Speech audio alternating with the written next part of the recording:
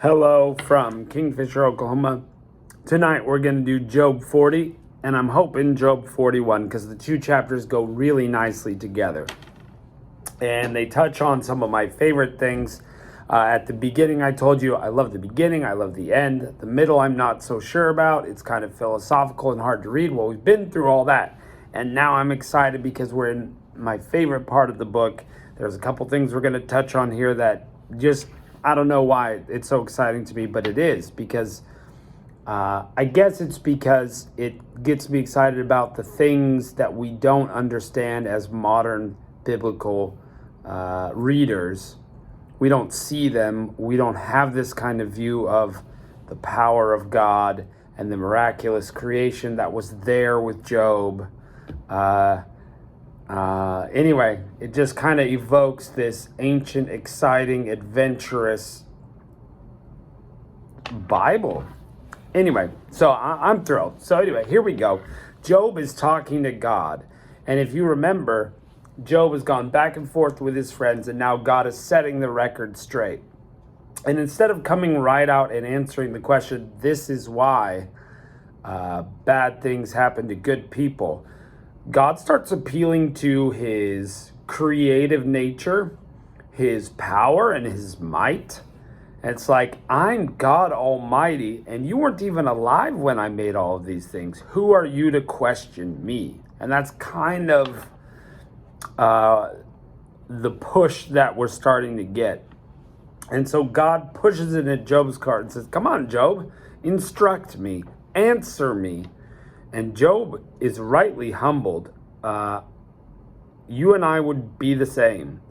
I think we would love to think that we could stand up there and yell at all the things that we wanted to say to God. Why'd you do this? Why'd you do that? Why'd you allow this event to happen in my life? But really and truly, the awesome power and might of God talking to you as a person, you would be humbled. So Job is, and he doesn't say much. He realizes just how low he is, how vile, how humble, and he doesn't say much. Good job, Job. Then God continues to demand that Job answers him. Hey, will you, Job, judge me, God? Are you strong like God? Can you thunder with a voice like God? Are you dressed in majesty like God? And I love this line because it was like, what is God really dressed like? What are God's clothes like? I think we have this American picture of a white robe, simple white robe and a harp and a beard, or something. And if God is clothed in majesty, that picture is not majestic enough. That picture does not take your breath away. We're talking about the Lord God of the universe. Oh, yeah.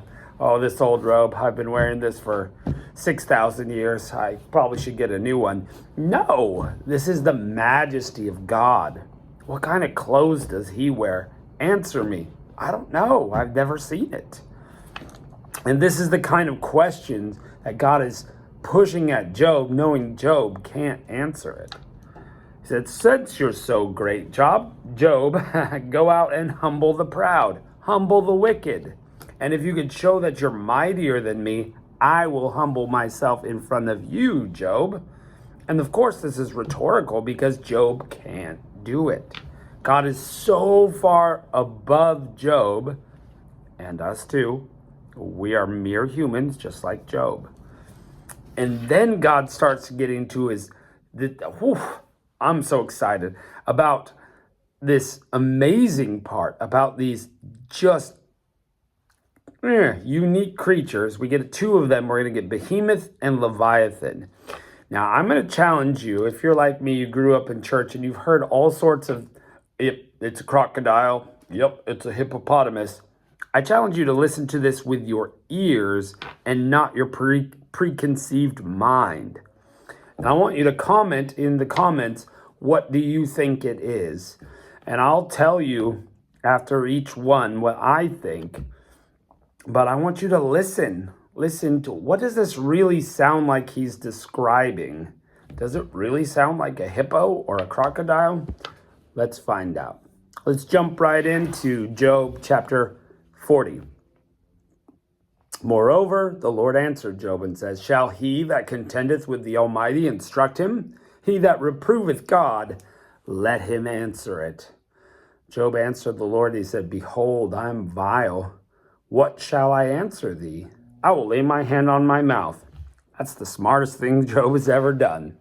Once I have spoken, but I will not answer, yea, twice, and I will proceed no further. He realizes just, how low. And he's not even seeing God in his full glory. He's just seeing him in a whirlwind.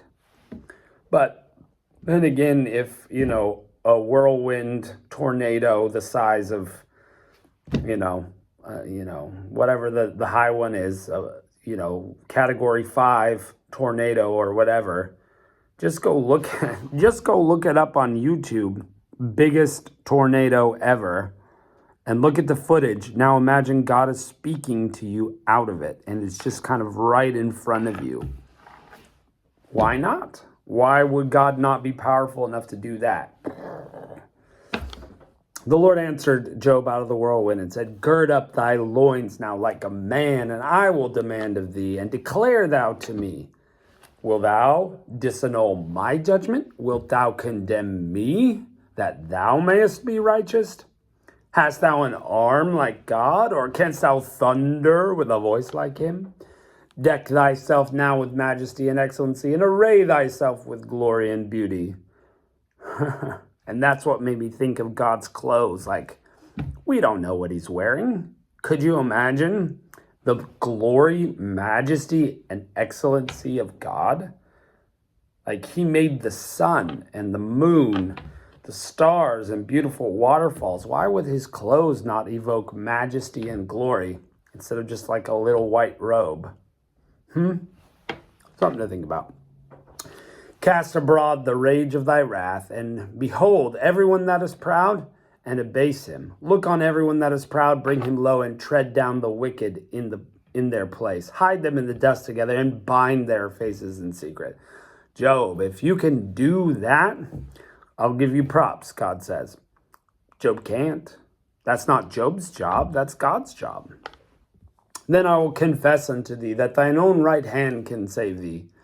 So, we'll give you props then when you can do all that stuff. But Job can't. Okay, here we go. Behold now, behemoth. Okay, so here we go. We don't have a behemoth at the zoo. So what does the behemoth sound like? Again, type it in the comments. Which I made with thee. Okay, made with thee. Behemoth and man were made at the same time. Made with thee. He eateth grass as an ox. Lo, now his strength is in his loins. His force is in the navel of his belly. He moveth his tail like a cedar, and his sinews of his stones are wrapped together. His bones are as strong pieces of brass, and his bones are like bars of iron. He is the chief of the ways of God. He's the chief of the ways of God. And he that made him can make his sword to approach him.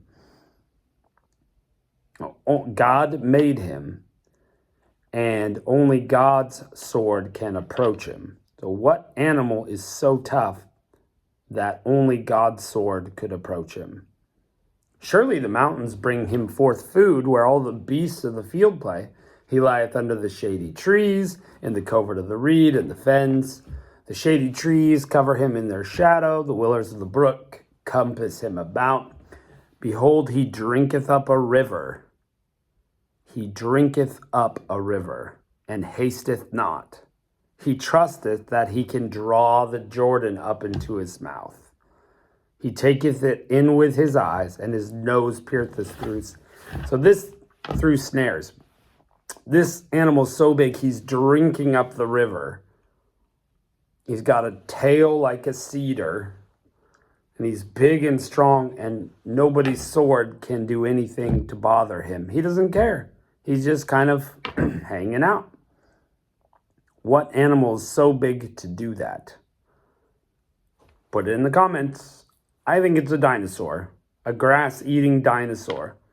Could be one of the long neck ones that's hanging out by the river, drinking it up, lazing about in the willows and the brook, and, just this giant. He is chief in the ways of God. It's got to be something great. It's not like a mouse. You could chop a mouse with a sword.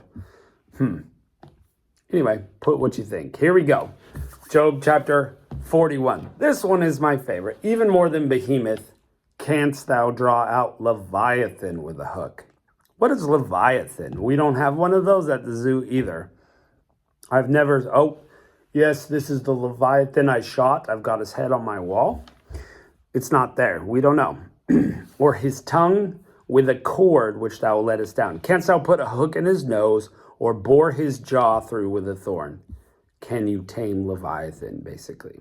Will he make supplication to thee? Will he speak soft words unto thee? Will he make a covenant with thee? Wilt thou take him for a servant forever? Wilt thou play with him as with a bird? Wilt thou bind him for thy maidens? Now this is poetic. This is poetic because it's got the air of the ridiculous. Are you going to be able to really tame this Leviathan? Are you going to make him a servant for your maidens? Well, what are some of the animals that we've tamed for, princesses and your daughters? Cats, dogs, birds, lizards, snakes, monkeys. Some people have made bigger cats, right? Tigers, lions, bears. Those have been tamed, right? But here this is Leviathan that's never been tamed. So it must be more ferocious than a tiger or a lion. Canst thou, shall the companions make a banquet of him? Shall they part him among the merchants? Are you going to really be able to kill him and eat him up? Canst thou fill his skin with barbed irons or his head with fish spears? Can you really pierce him and kill him? Lay thy hand on him, remember the battle, and do no more. You'll remember if you try it, if you survive. Behold, the hope of him is in vain. Shall not one be cast down at even the sight of him? So this creature, this Leviathan, is so scary, people are scared even when they see him. None is so fierce that they dare stir him up. And who is able to stand before?